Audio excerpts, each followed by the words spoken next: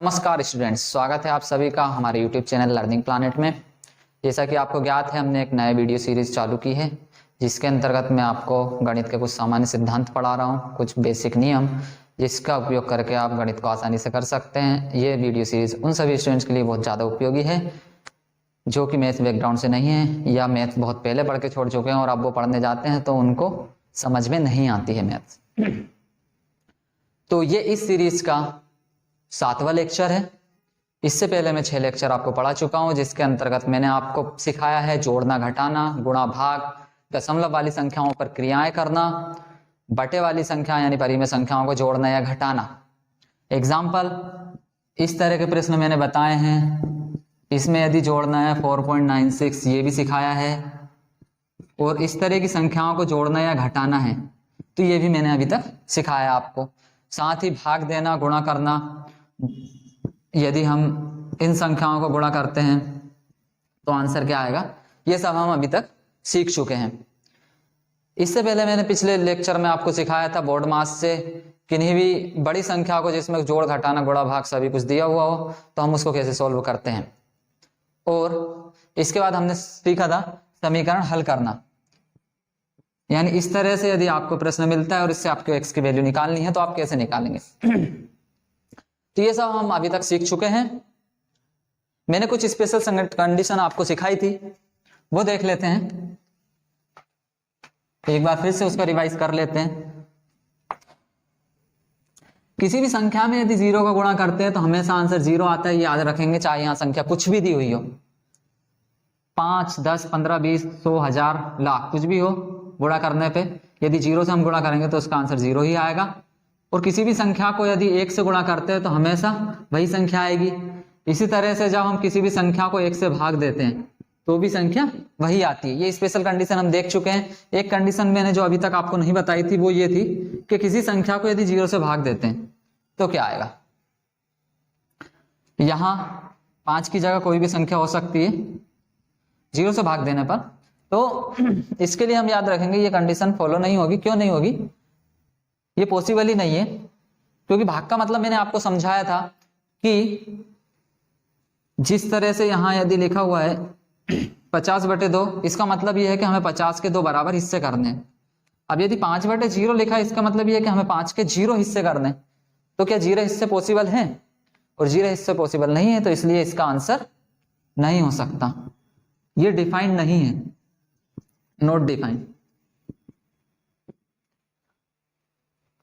तो किसी भी संख्या के बटे में यदि 0 हो, किसी भी संख्या को यदि 0 से भाग देना है तो ये कंडीशन गणित में नहीं होती कहीं, और यदि होती है तो हम उसको सॉल्व नहीं कर सकते। मैंने आपको भाग देना सिखाया था, सामान्य संख्याओं को भाग देना सिखाया था दूसरी वीडियो में, लेकिन किन्हीं बड़ी संख्या को यदि एक छोटी संख्या से भाग देना हो तो आपको हो सकता है दिक्कत आए। इसलिए हम एक एग्जाम्पल देख लेते हैं कि किसी बड़ी संख्या को जब भाग देना हो तो किस तरह से देते हैं।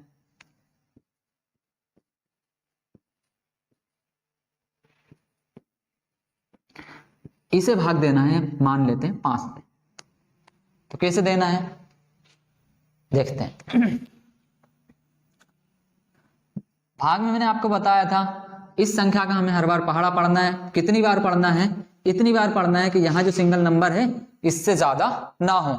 यदि इस सिंगल नंबर से ऑलरेडी ये नंबर ज्यादा है, जैसे एग्जांपल के लिए यहाँ पर यदि लिखा होता 1, तो 1 से ऑलरेडी 5 ज्यादा है तो हमें क्या लेना पड़ता, शुरू में 2 संख्या ले सकते थे, लेकिन बाद में हमें एक एक नंबर ही लेकर चलना है। और यदि बाद में भी 2 नंबर लेने की जरूरत पड़ जाए तब हम क्या करेंगे, उत्तर में 0 लगा लेंगे। वो कंडीशन भी देखेंगे। पहले हम देख लेते हैं इस संख्या को भाग देना। हमें 5 का पहाड़ा इतनी बार पढ़ना है कि इस 5 से ज्यादा ना जाए, तो 5 का पहाड़ा एक ही बार पढ़ेंगे, जितनी बार पढ़ेंगे यहाँ उत्तर में लिखेंगे 5 एकम 5, ये पूरी तरह से इसके बराबर हो गया, कोई दिक्कत नहीं है। अगला नंबर लेंगे 6, 5 का पहाड़ा इतनी बार पढ़ेंगे, इस 6 से ज्यादा ना जाए तो फिर से एक बार जाएगा पहाड़ा 5 एकम 5, लेकिन 5 जो है वो इस 6 से एक नंबर कम है, इसलिए एक यहाँ पर बच गया। जो बचा है उसको अगले नंबर के साथ लिखेंगे, ये नंबर हो जाएगा अब 17। हर बार एक नया नंबर उतारना ही हमें। 5 का पहाड़ा इतनी बार पढ़ेंगे, 17 से ज्यादा ना जाए तो 3 बार, 5 3 15, 15 इस 17 से 2 कम है, इसका मतलब 2 यहाँ पे बच गया, इस 2 को अगली संख्या के साथ उतारेंगे, ये हो जाएगा 29। अब 29 5 का पहाड़ा इतनी बार पढ़ेंगे कि 29 से ज्यादा ना हो, तो 5 बार 25 हो जाएगा। 5 का पहाड़ा जब 5 बार पढ़ेंगे तो 25, यहाँ 29 में से जब 25 कम हो जाएगा तो बचेगा 4। अगला जो 4 आया है उसको अगले नंबर के साथ उतार लेंगे जो बची हुई संख्या है, तो ये हो जाएगा 42। 5 का पहाड़ा पढ़ेंगे अब 8 बार, 42 से ज्यादा नहीं है, 40 बच जाएगा 2। नया नंबर जो बचा हुआ है उसको नए नंबर के साथ उतारेंगे, जो आएगा 26 26। 5 का पहाड़ा पढ़ेंगे 5 बार, 26 से ज्यादा नहीं होगा, 25 हो जाएगा। 5 का पहाड़ा 5 बार पढ़ने पर 1 बच गया, यहाँ उतारेंगे, ये हो गया 15। 5 का पहाड़ा पढ़ेंगे 3 बार, 15 आ जाएगा। 5 का पहाड़ा पढ़ेंगे 1 बार। कितनी बार पहाड़े पढ़ रहे हैं भाई, उनको ऊपर लिखते जाएंगे और वो हमारा आंसर हो जाएगा। इस तरह से हम देते हैं बड़ी संख्याओं का भाग। भाग में हम एक काम और कर सकते हैं, यदि नीचे ऐसी संख्या लिखी हुई जिसका पहाड़ा हमें नहीं आता, जैसे एग्जाम्पल के लिए लिख लेते हैं हम 30, इसका पहाड़ा जैसे अभी नहीं आता हमें, और ऊपर कोई संख्या है 900, इससे भाग देना है 30 को, 30 से भाग देना है 900 को। तो हम कोई भी एक ऐसी संख्या चूज कर सकते हैं जिससे कि 30 में भी भाग चला जाए और 900 में भी, ऐसा भी कर सकते हैं। इसको सिंपल बनाने के लिए तो पहले सिंपल बनाएंगे फिर भाग देंगे।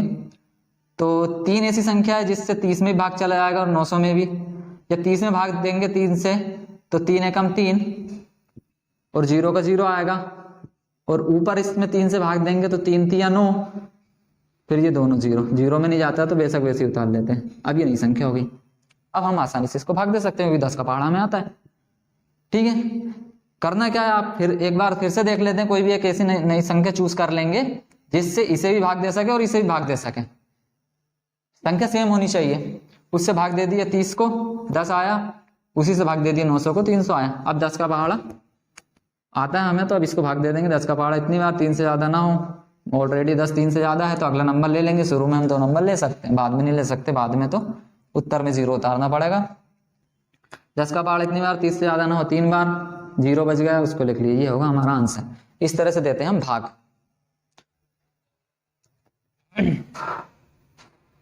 अब आज का टॉपिक स्टार्ट करते हैं। आज का टॉपिक है घात।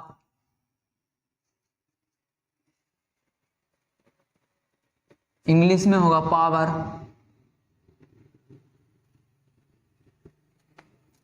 देखते हैं घात क्या होती है।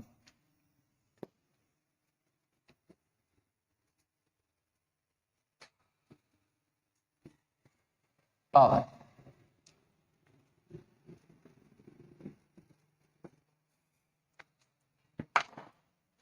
आपने देखा होगा गणित में कई जगह पर इस तरह से नंबर लिखे होते हैं, एक नंबर के ऊपर छोटा सा एक नंबर लिखा होता है, तो इसको हम कहते हैं घात, पावर, इंग्लिश में पावर। इसका मतलब ये होता है कि 2 की घात 2 है, 2 की पावर 2 है।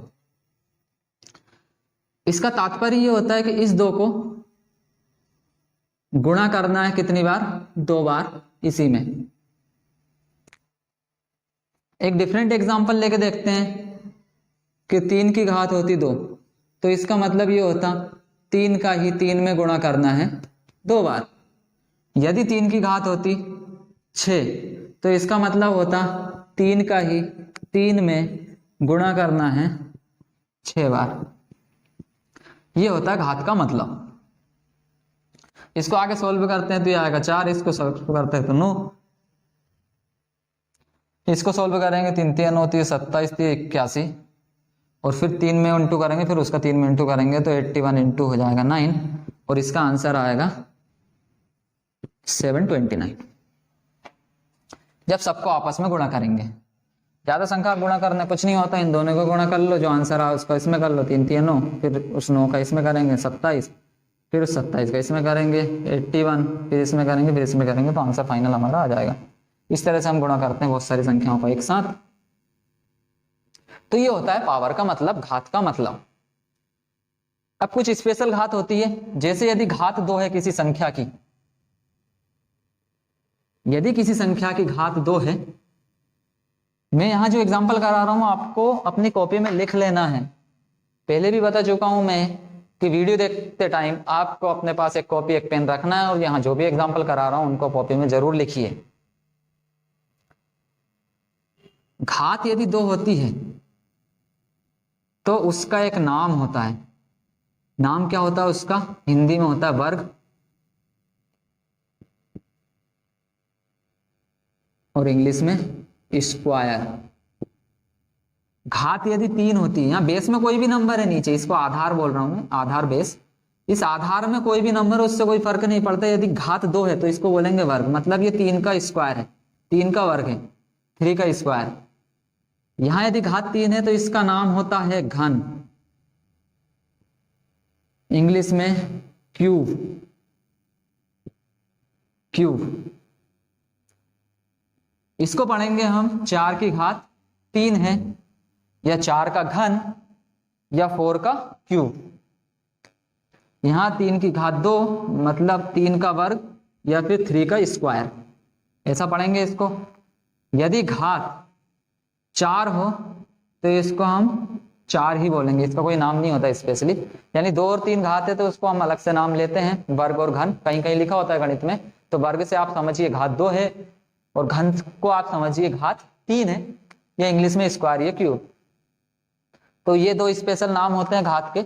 इसके अलावा घात कोई भी हो, पावर कोई भी हो, हम उसको वही बोलेंगे उसी के नाम से। इसको 4 की घात 4 बोलेंगे। यदि 5 की पावर 6 है तो हम इसको 5 की पावर 6 ही बोलेंगे। 5 की घात 6, ऊपर 6 और नीचे आधार में 5 लिखा हुआ है, तो ये होती है घात। अब घात के कुछ नियम देख लेते हैं। घात के नियम देखिए क्या है। पहला नियम यह है कि कोई आधार है नंबर और उसकी घात है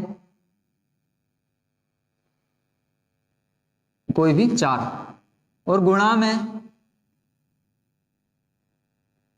फिर से आधार वही है लेकिन घात कुछ और है 3, मतलब आधार समान है। समान लेने के लिए मैं यहां कोई 5 नहीं, कोई 1 से भी मान सकता हूं। कुल मिलाकर आधार समान है, आधार एक जैसे हैं और उनका गुणा हो रहा है, तो इसको हम ऐसे लिख सकते हैं। आधार समान है दोनों में और बीच में गुणा का चिन्ह है और घातें अलग अलग है, तो घातें जोड़ के लिख सकते हैं। मतलब x की घात हम लिख सकते हैं 7, इसको ऐसा लिख सकते हैं, आंसर वही होगा। आधार समान हो तो घातें जुड़ जाती हैं। गुणा में आधार समान हो और यहां भाग का चिन्ह लिखा हुआ हो, यहां और कोई ले लेता हूं संख्या में, आधार ये ले लिया मैंने, तो घातें घट जाती हैं। यानी मैं इसको ऐसा लिख सकता हूं। बीच में गुणा का चिन्ह है, दोनों संख्याओं के आधार एक जैसे हैं, घातें अलग अलग हैं, तो हम घातों को घटा देंगे। आधार यदि समान है और भाग का चिन्ह है तो घातें घट जाएंगी, 4 में से 2 जाएगा तो घात बचेगी 2। एग्जाम्पल के लिए 5 की घात यदि 3 है और गुणा में है 5 की घात 2, तो आधार समान है, देखो गुणा का चिन्ह है, घातें जुड़ जाएंगी। जुड़ने के बाद आएगा 5 की घात 5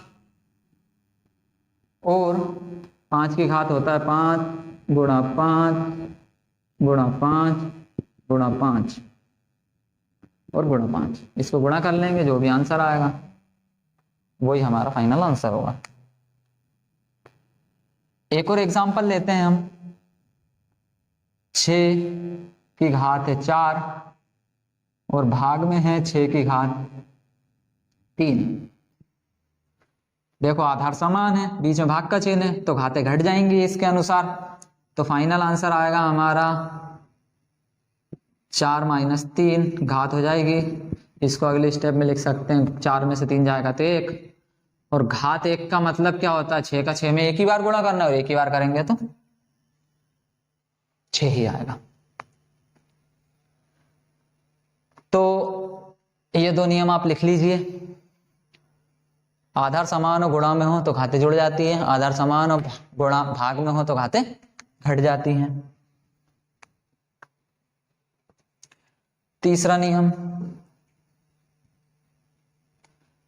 ये आधार है और यहां कोई भी घात दी हुई है a और उसके भी ऊपर एक और घात दे दी b, तो घात के ऊपर जब घात है तो घातों का हो जाएगा गुणा, पावर का गुणा होगा, यानी a इंटू बी फाइनल होगा। उदाहरण देखते हैं हम इसका। एक 5 है, उसकी घात है 2, फिर उस पूरे की भी घात है 3, तो यहाँ घात 2 है और उसकी भी घात है 3, तो इन घातों का गुणा होगा 2 गुणा 3, तो हमारी घात आएगी 3 दूनी 6, 5 की घात 6। इसको और आगे करेंगे, 5 गुणा 5 गुणा 5 गुणा 5 गुणा 5 गुणा 5, इन सबको गुणा कर लेंगे, हमारा आंसर आ जाएगा। याद ये रखना है कि किसी भी संख्या की घात है और ब्रैकेट के बाद उसके भी ऊपर एक और घात दी है। ब्रैकेट इसके लिए लगाया, मैं घात के ऊपर घात ले रहा हूं, ब्रैकेट लगाना ही पड़ेगा आपको यहां पर, तो घातों का गुणा हो जाता है। ये नियम आप याद रखेंगे। उसका एग्जाम्पल हमने देख लिया। घात के ऊपर घात जब दी हुई है, 2 के ऊपर भी एक और घात दी है 3, तो घातों का गुणा होगा, 3 और 2 का गुणा 6 होगा। आधार वही रहेगा, आधार का कुछ नहीं करना है, घातों का गुणा हो जाएगा।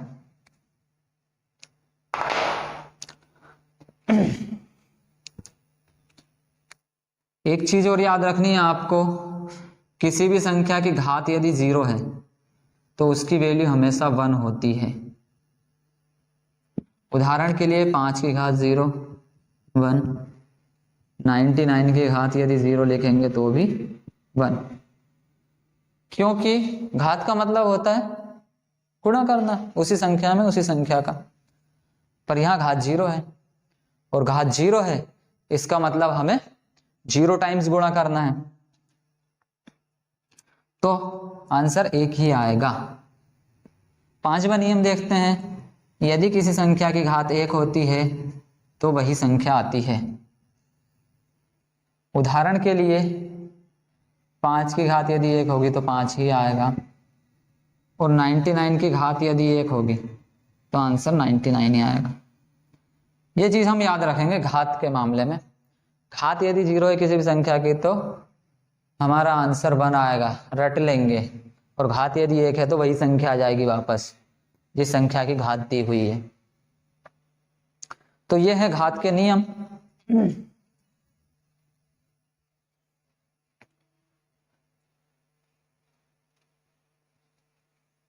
कुछ और नियम देख लेते हैं और आगे, ये आप याद कर लेंगे, घात में हमेशा काम आएंगे।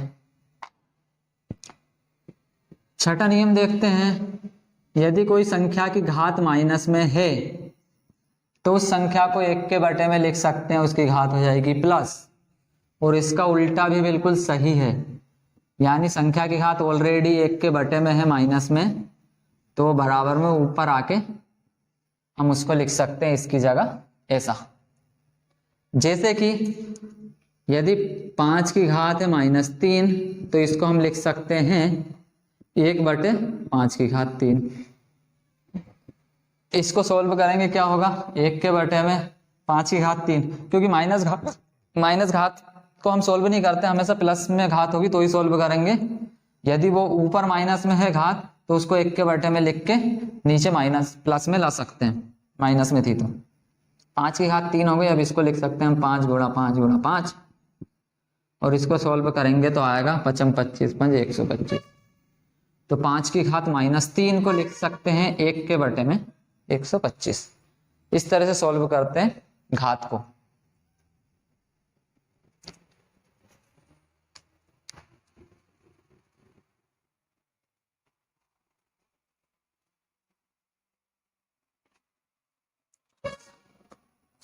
तो ये नियम हो गए घात के।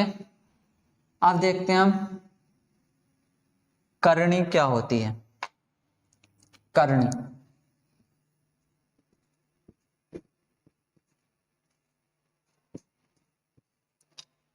करनी जो होती है वो घात का जस्ट अपोजिट होती है, उल्टा होती है। जैसे मैंने एग्जांपल बताया था आपको कि यदि 4 की घात 2 है तो इसका मतलब होता है 4 का 4 में ही 2 बार गुणा करेंगे तो आ जाएगा हमारा आंसर 16। लेकिन यदि इसकी करनी दी हुई हो 1/2। 1 के बटे में यदि घात है तो हम उसको करनी मानते हैं, यानी हम इसको इस तरह से लिखते हैं,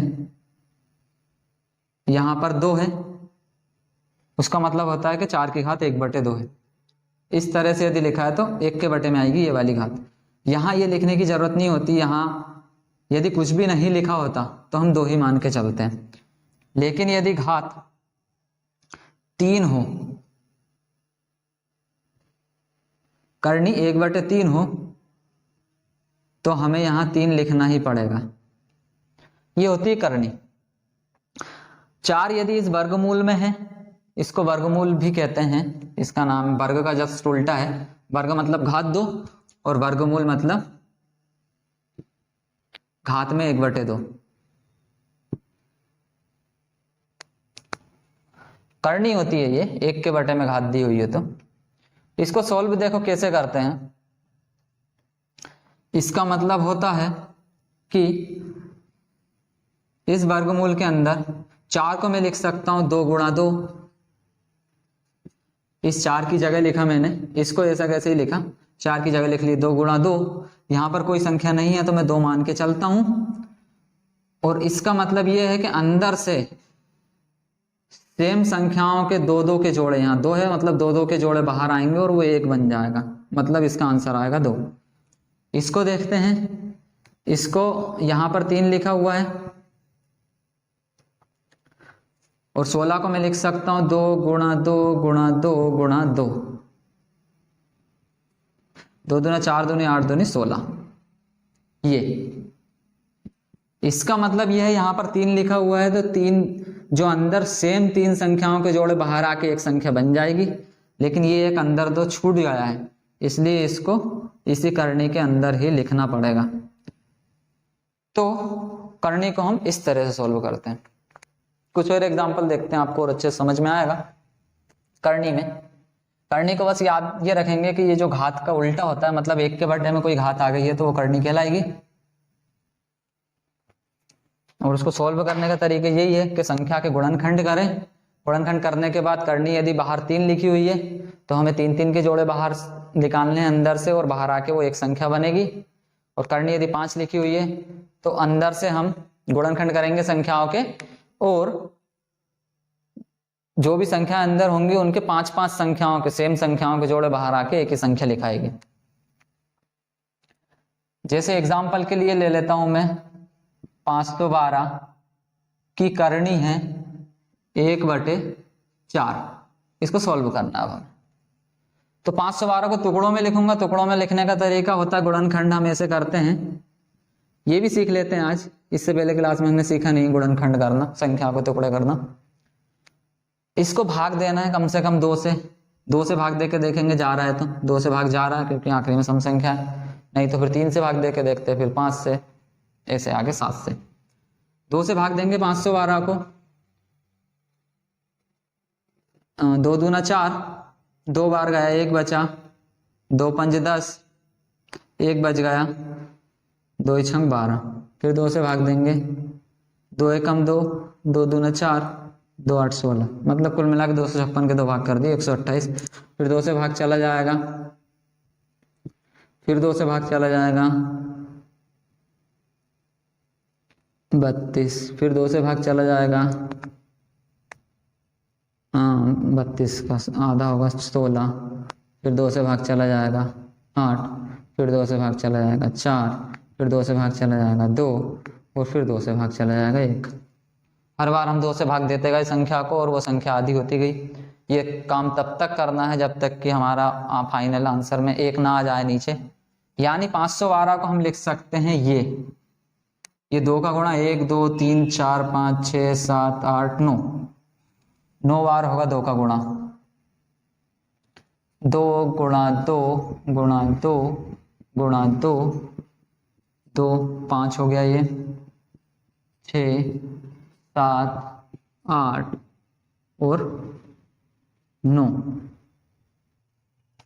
इसके पहले एक स्टेप में हम इसको ऐसा भी लिख सकते थे, 512 को पहले लिखते करनी के अंदर और यहां लिखते 4। इसका मतलब वही होता है कि 1 के बटे में ये 4 है। अब इस 4 को फिर से यहां लिख सकते हैं अगली स्टेप में भी जब मैंने ये लिखा, और इस 4 का मतलब ये है कि अंदर जो भी संख्याओं के जोड़े जब बाहर आएंगे तो वो 4 संख्याओं के जोड़े बाहर आके एक संख्या लिख सकते हैं। ये 4 का एक जोड़ा हो गया, ये 4 का एक जोड़ा हो गया, मतलब 2 बार तो 2 बाहर आ गए, पर अंदर करनी में ये 4 लिखना जरूरी है यहाँ, ये 2 अकेला बच गया और उसको लिखेंगे ऐसा, और बाहर हो जाएगा 2 दूना 4,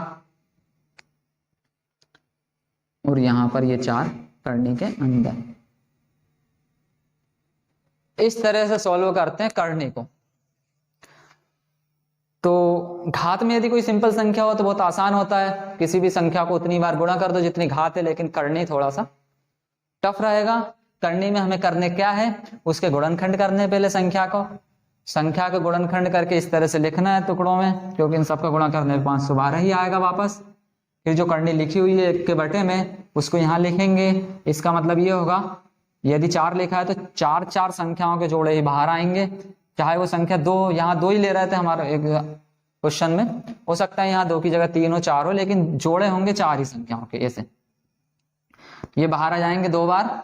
इस 4 संख्या का एक जोड़ा बाहर आएगा, 1 बार 2 लिखेंगे, दूसरे जोड़े की जगह 1 बार, बाहर आके 1 ही बार लिखना उस नंबर को। अंदर वो 4 बार है या 5 बार है, उसका जोड़ा जब बाहर निकलेगा तो 1 ही बार लिखाएगा, और अंदर जो नंबर बचेगा उसको छोड़ देंगे। तो इस तरह से सॉल्व करते हैं करने को। करने के लिए हम एक और एग्जांपल ले लेते हैं।